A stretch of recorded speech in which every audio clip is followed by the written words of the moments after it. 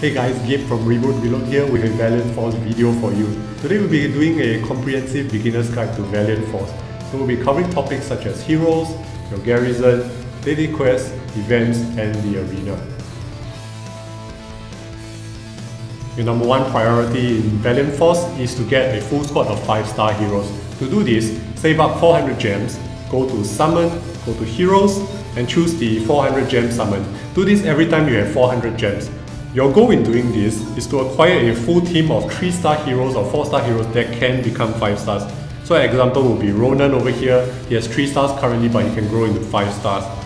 The other example would be Zed. He has 4 stars here, but he can become 5 stars. So 3-star heroes can become 5 stars by promoting in their job or class. So for example, Ronan over here, he starts off as a mage. As he progresses to become 4 stars, he becomes a spellbreaker, and then he can become either a mind warder or a rune magus when he gets to 5 stars. So how does a hero move up in his or her job? The hero moves up after he has attained max level, and after you have fused enough heroes into him to get him to 100% training. Then after this, you will also need relics such as this. So for example, here is a mage relic. How do you get such relics? You get them through job quests. Job quests can be found in story mode. So if I tap on Emerald Grave for example, there is a job quest over there labeled 13-4. You can tell that it's a job quest because it has the job symbol next to the quest number. So completing quest 13-4 gives me a Spellbreaker relic which can be used to promote Ronan. So job quests need job keys to take part in. You don't use energy in job quests. So if I tap on the job quest, you can see that I require 2 job keys to battle. Your job keys refill every day. As you can see over here at the bottom, 09 keys refill in 11 hours 51 minutes. So make sure you use your job keys every single day to do the job quest for the classes that you want to promote. Next, I want to talk about the individual heroes themselves. So let's take a look at Lucio over here. So the first thing I want to talk about is equipment. When selecting equipment, make sure you try and go for a complete set as much as possible. So for Lucio, I have equipped her with 2 complete sets. The ceremonial set, as you can see in the center column over there, the ceremonial set consists of the headgear and the armor, which when combined gives you a massive boost to your attack, HP and magic. Another set that Lucio is equipped with is the medic set, which you can see in the middle over there. So that's the takeaway. Every time you choose equipment for your hero, go and manually equip your hero. Don't just use the auto equip button. Manually equip your hero so that he or she gets like full set bonuses. Other than equipment, there's also the skill. The one thing that I want to say about the skills is that each hero's skills and the aura of course has a stat associated with them, and usually there's only one stat. So for Lucio for example, her skill is influenced by magic. As you can see here, Blessings of the Sun heals the party for 96% of the heroes with magic. So Lucio's primary stat should be magic. This is important to take note of when you choose equipment and when you choose the hero's faith. Speaking of faith, there are 6 faiths that each hero will randomly get. So you don't have to worry too much about faith. There are a lot of guides online that tell you which faith is best for which hero. I'm not going to go into detail over here in this video, but I want to say this. Faith is an extremely late game consideration, so even if you find out that your hero doesn't have the best faith, you don't have to worry. It's not going to come into play until much later on. Even now, with a full squad of 5-star heroes and playing in the arena very frequently, I don't have the perfect faith for all my heroes. So you don't have to worry about your faith, just chill, get your 5-star hero squad and just go kick ass. Another thing I want to talk about is runes. Runes are an essential part of your hero, however, they do take up a lot of inventory space. So when you have the opportunity, go and upgrade your runes by fusing 1-star and 2-star runes into them. So for example, over here I am already making a mistake of keeping all these 1-star runes. So just choose a nice rune like this one and just eat up your 1-star and 2-star runes. Don't need to keep them lying around. Other than that, runes are pretty flexible. If you have to choose between 2 runes, choose to keep the one with less dots, as you can see down here, because they take up much less space on your hero, so you don't have to equip so that you can equip more runes. The next thing I want to talk about is your garrison. Your garrison has limited space, so you might want to choose the buildings that you build wisely.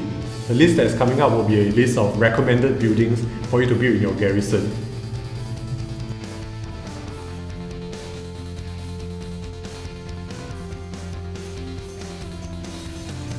When you reach a required level, you should definitely join a guild. When looking for a guild to join, choose one that has a high level as well as a lot of people in their ranks.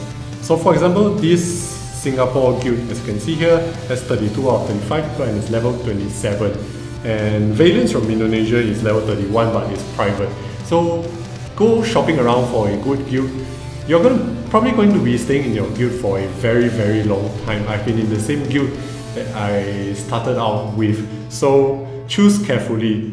Why I say that you should choose a high level guild is that when you do your guild's daily quest, and if you finish all of them, which is relatively easy to do, you're going to get a guild chest. This guild chest has a lot of cool items such as gems, such as express tickets, weapon tickets, and a lot of cool stuff.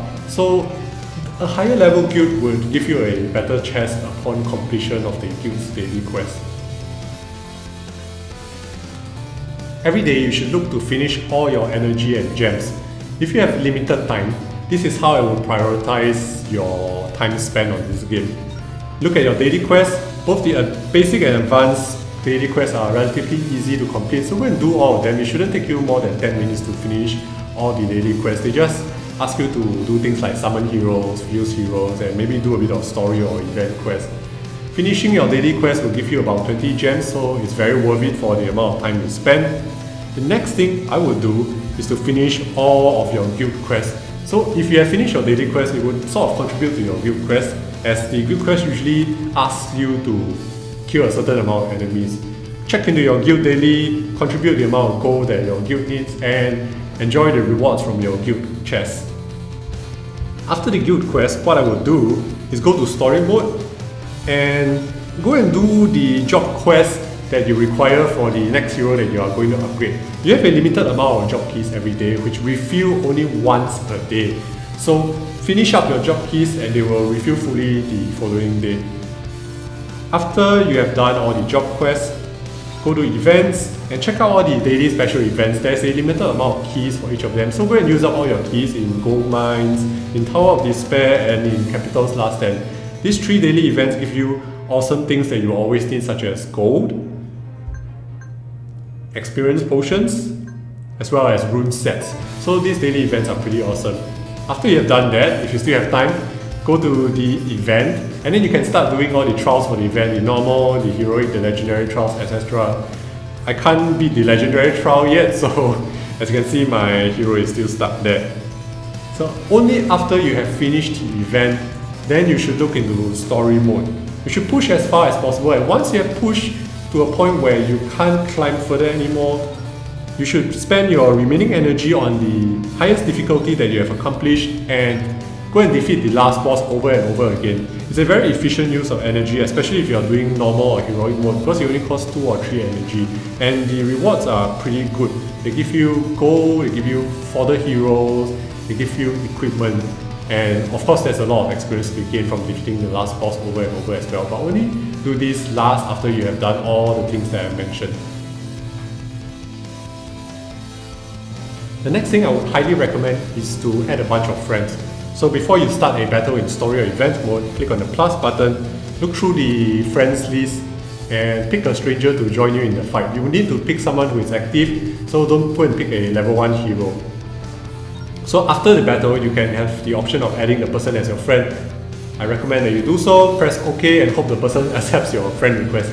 These friends are very useful because if they are active, you can level them up as you use them more and more each day, and leveling them up gives you a very nice bonus to your health and your attack when you are fighting with them. Finally, don't be afraid to step into the arena. Your arena orbs refill over time and you can keep a maximum of 5. So use them as much as possible, go and fight in the arena, the player squads that you face are controlled by the AI, so you won't be like losing face or anything when you lose to a player, you just be losing to the AI.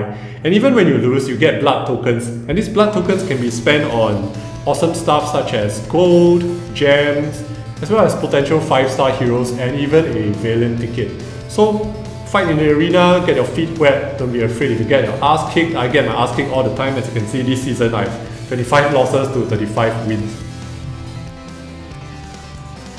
So that's all for my beginner's guide for Valiant Force. If you enjoyed this video, please leave a comment down below, like the video, subscribe to our channel and follow us on Facebook. This is Gabe from Reboot Reload and I'll see you next time. Bye bye.